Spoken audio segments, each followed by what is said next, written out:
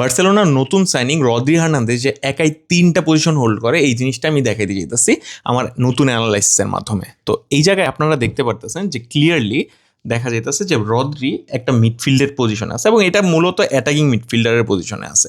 এখন এই জায়গায় দেখেন পুরো যেই ট্যাকটিক্সটা আছে অপোনেন্টের চেলসার, ওরা কিন্তু সঠিকভাবেই ছিল, শুধু এই জায়গার যে প্লেয়ারটা আছে এই জায়গায় একটা গ্যাপ ক্রিয়েট হয়েছে এবং এটা সে সেন্স করতে পারছে এবং এই জিনিসটা মূলত আমরা একটা অ্যাটাকিং মিডফিল্ডার থেকে আমরা দেখতে পারি এবং সে দেখেন এই জিনিসটাই করতেছে। এই দেখেন সে যখন বলটা নিছে একবারে থ্রু বল দিল এবং এই যে দেখেন ক্লিয়ারলি সে পিছনেই রয়ে গেছে, কারণ তার আবার ডিফেন্সিভ ডিউটিও করতে হবে। এখান থেকে যদি বল লুজ হয় সে ডিফেন্সিভ ডিউটিও করার জন্য ওই জায়গায় হোল্ড করতেছে, প্লাস কী করলো একটা থ্রু বল দিয়ে দিল।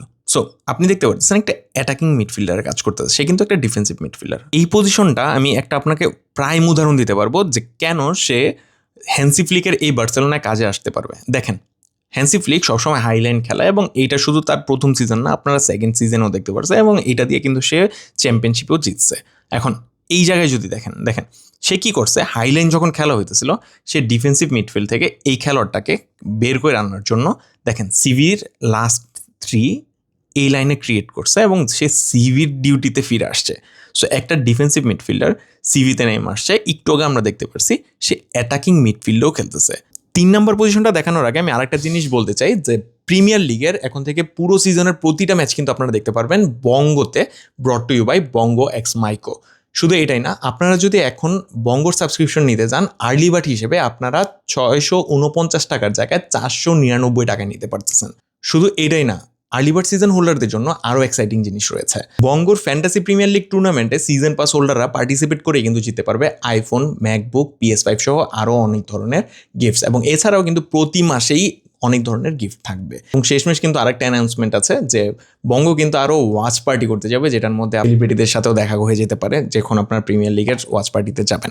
However let's go. এখন এই পজিশনটা অ্যাকচুয়ালি একটা স্ট্রাইকারের পজিশন। আপনারা দেখে মনে হইতেছে যে এই জায়গায় অনেক ক্রিটিক্যাল একটা অবস্থা, বাট একটা জিনিস দেখেন ক্লিয়ারলি, এই জিনিসটা দেখবেন যে দেখেন রদ্রি যেই জায়গায় বলটা পাইছে এই জায়গাটা ক্লিয়ারলি আপনারা দেখতে পারতেছেন যে সামনে পুরো টিম একটা স্ট্যাকড অবস্থায় আছে। এখন একটা ডিফেন্সিভ মিডফিল্ড হিসেবে আপনি কি করবেন, আপনি অবভিয়াসলি এই খেলোয়াড়টারে আপনি পাস দিবেন, মানে প্যাড্রির এই জায়গায় পাস দেওয়ার কথা, অথবা আপনি ব্যাক পাস দিবেন যে নাকি এই জায়গায় নিকো উইলিয়ামস ছিল, এই জায়গায় ফ্যাবিয়ান ছিল, ওদের কাছে বলটাকে ফরওয়ার্ড করতে পারতো।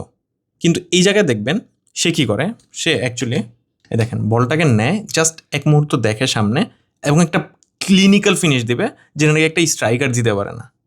দেখেন এমন একটা স্ট্রাইকার দিল যেটা নাকি একটা স্ট্রাইকার দিতে পারে না, এমন একটা ফিনিশ দিল। সো এই জিনিসটা থেকে আপনারা ক্লিয়ারলি দেখতে পারতেছেন সে একসাথে 3টা পজিশনে খেলতেছে।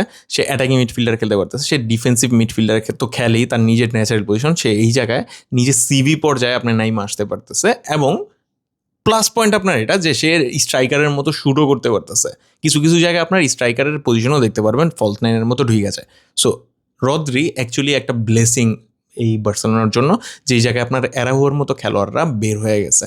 অ্যান্ড অবভিয়াসলি আপনারা দেখতে পারবেন সামনে যে তার যেই যোগ্যতার আছে সেইটা প্রমাণ করে দেখাবে সামনে। সো এইটা দেখানোর জন্য আমরা পরের ভিডিওসগুলো দেখবো।